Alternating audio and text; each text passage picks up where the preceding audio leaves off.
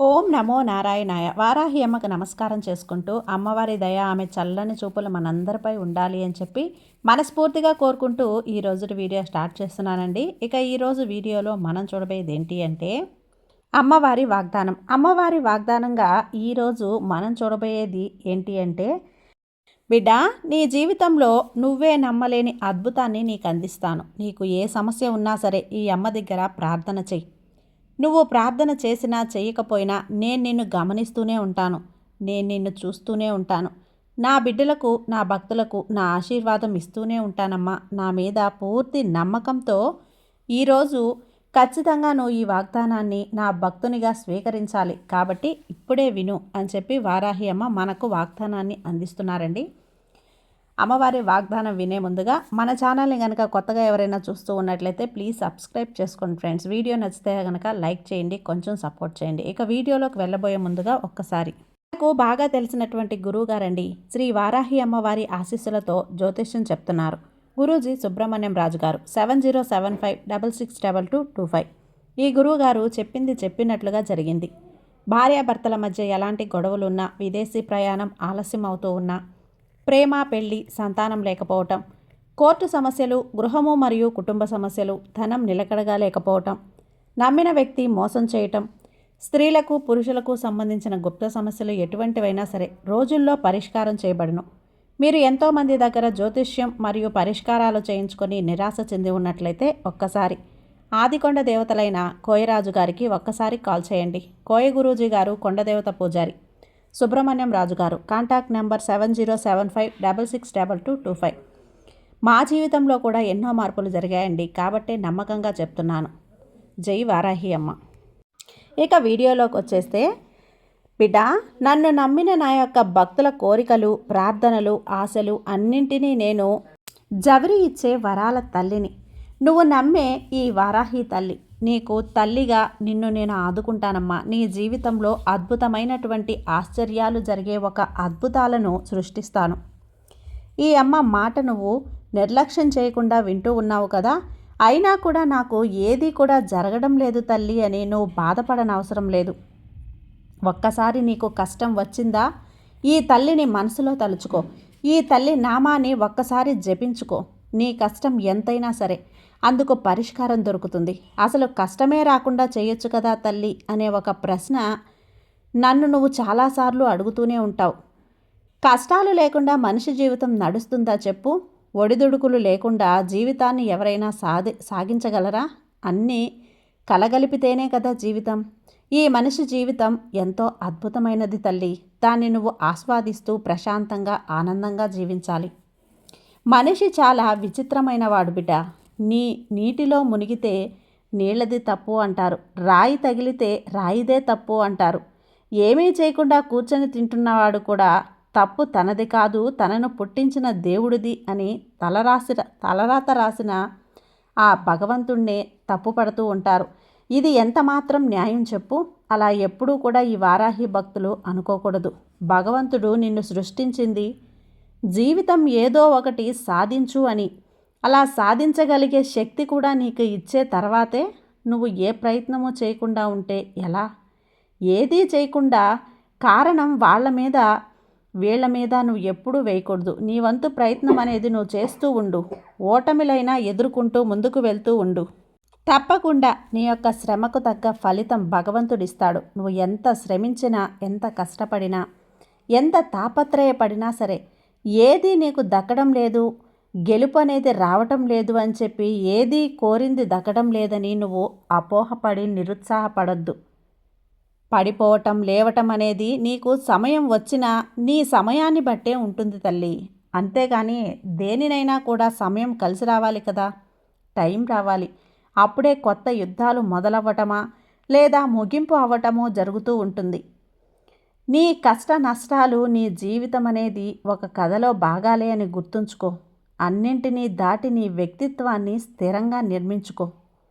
ఏం జరిగినా కూడా తట్టుకొని నిలబడగలిగే నిన్ను నువ్వుగా తయారు చేసుకునే ధైర్యాన్ని నిన్ను నువ్వు నిలుపుకోవాలి. మనిషి శరీరాన్ని ధరించినప్పుడు సాక్షాత్తు భగవంతుడైనా సరే బాధల్ని అనుభవించి తీరాల్సిందే. అందుకు ఉదాహరణే రాముడు జీవితమేనమ్మా. సీతమ్మ తల్లి, రాముడు, సీత అందరూ కూడా కష్టాలు అనుభవించిన వాళ్లే కదా. భగవంతులైనా కూడా మనిషి అన్న తర్వాత కొన్ని ఒడిదుడుకులు ఉంటాయి కదా, వాటిని దాటుకొని ముందుకు వెళ్తూ ఉండాలి. కాలం ఇచ్చిన ఈ పంచభూతాలు ఇచ్చిన సవాలును ఎదుర్కొని ముందుకు వెళ్ళాలి. అందుకే దృష్టి బాధలపై ఉంచకూడదు, నీ యొక్క సమస్యల పరిష్కారాలపై ఉంచు. తప్పకుండా నువ్వు ఆనందంగా జీవించగలవు. ఈరోజు మంచిది, రేపు మంచిది అని తలచి సమయాన్ని వృధా చేయవద్దు. ఎప్పుడైతే నువ్వు ఒక పని ప్రారంభించాలి అనుకుంటావో అదే మంచి సమయమని గుర్తుంచుకో, అదే మంచి కాలమని నిర్ణయించుకో. ఆ పని అప్పుడే చేయాలి అని ప్రయత్నించు. అప్పుడే నీకు మంచి కాలం వస్తుంది. రేపు చేద్దాం, ఎల్లుండి చేద్దామని వాయిదాలు మాత్రం వేయొద్దు. అది ఎప్పటికీ మంచిది కాదు. మంచి చెడులు చూడడం కన్నా లక్ష్య సాధనలో మంచి కనపడుతుంది అని గ్రహించు. ఇక నీ సంతోషం నీ చేతుల్లోనే ఉంటుంది. ఎదుటివారిలో నీ సంతోషాన్ని ఎదుర్కొంటే ఎలా దొరుకుతుంది చెప్పు? అది కేవలం తాత్కాలికమే. ఎవరికి శాశ్వతం కాదు. నీలో నువ్వు వెతుక్కునే సంతోషం మాత్రం శాశ్వతం. నీకు ఎవరి దగ్గరైనా దూరమైనా నువ్వు బాధపడాల్సిన అవసరం లేదమ్మా. అన్నీ కూడా నీ జీవితంలో భగవంతుడు కల్పించిన భాగాలే. నువ్వు చేసే మంచి అందరూ స్వీకరించడం లేదని బాధపడనవసరం లేదు. చింతన అవసరం లేదు. నీ పని నువ్వు చెయ్యి. అర్హతతో అవసరం ఉన్నవాళ్ళు స్వీకరిస్తారు, లేని వాళ్ళు తప్పుకుంటారు. అంతేకాని వాళ్ళు తీసుకోలేదు అని నువ్వు బాధపడుతూ కూర్చుంటే ఎలా? ఎంత శ్రమించినా కూడా నాకు ఏది అందడం లేదు అనే ఒక నీ ప్రశ్నకు నేను సమాధానమిస్తాను బిడ్డ. సమయం నీది కానప్పుడు కొంచెం ఓర్చుకోవాలి. సమయం నీదైనప్పుడు అన్నీ నీకు దక్కుతాయి. అదే నీ సమయం విలువని తెలియజేస్తుంది కూడా. ఎంత ఓర్చుకుంటే నువ్వు అంత గొప్ప స్థాయికి చేర్చుకుంటావు.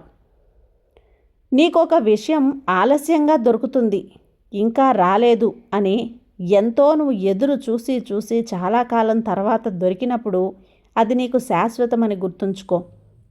నువ్వు కోరగానే అది నీకు దక్కింది అంటే అది చాలా రోజులు నీ దగ్గర నిలవదు. అది మాత్రం గుర్తుంచుకో, చేజారిపోతుంది. కాబట్టి కష్టపడితేనే నీకు శాశ్వత సంతోషం ఉంటుంది. కష్టం కూడా ఎప్పుడూ ఓడిపోదు, సంతోషం రాక మారదు. కష్టాలను ధైర్యంగా ఎదుర్కొని బాధలను ఓపికగా ఓర్చుకో. సంతోషాలు నిన్ను వెతుక్కుంటూ తప్పకుండా వస్తాయి. ఇదే ఒక భగవంతుని నీతి. నువ్వు అలసిపోయి ఆగిపోవాలి అనుకున్నప్పుడల్లా ఇంకొక అడుగు ముందుకు వేసి ధైర్యం తెచ్చుకో. భయం అనే నీలో ఉన్న భయం దూరమైపోతుంది. భయం బందీని చేస్తే ధైర్యం దారి చూపిస్తుంది. కాబట్టి నీలో ఉన్న ఏదో ఒక చిన్న భయం కూడా దూరం చేసుకో. అసలు ఈ వారాహి అమ్మని కొలిచిన వారికి భయం అనేదే ఉండకూడదు కదా. ఎందుకంటే ఈ తల్లి ఎప్పుడూ కూడా భయాన్ని దూరం చేస్తుంది. కాబట్టి శత్రువులను దూరం చేస్తాను బిడ్డ. నీ శత్రువులు కూడా నీకు మిత్రులయ్యే యోగాన్ని నీకు కల్పిస్తాను. అలాంటిది ఈ వారాహి అమ్మ భక్తులైన ఎవ్వరికీ కూడా భయం అన్న మాటే ఉండకూడదు. ధైర్యంగా ముందుకు వెళ్ళాలి. మనిషి బలానికి బలహీనతకు కారణం బంధం. ఆ బంధం అనేది ఒక్కొక్కసారి నీకు సంతోషాన్ని ఇస్తుంది, బాధను కల్పిస్తుంది. బంధం శాశ్వతం కాదని నువ్వు తెలుసుకుంటే ఇంత ఆరాటం ఎందుకు? బంధం కోసం ఆరాటపడి అలసిపోవటం ఎందుకు? బంధం తిరిగి రాలేదు అని నువ్వు కలవరపడటం ఎందుకు చెప్పు? వచ్చింది మళ్ళీ దూరం అవుతుందా అని ఆందోళన పడటం ఎందుకు? ఏది కూడా. నీ జీవితంలో కొందరు వస్తూ ఉంటారు, పోతూ ఉంటారు. నీ అనుకున్న వాళ్ళు నీతోనే ఉంటారు.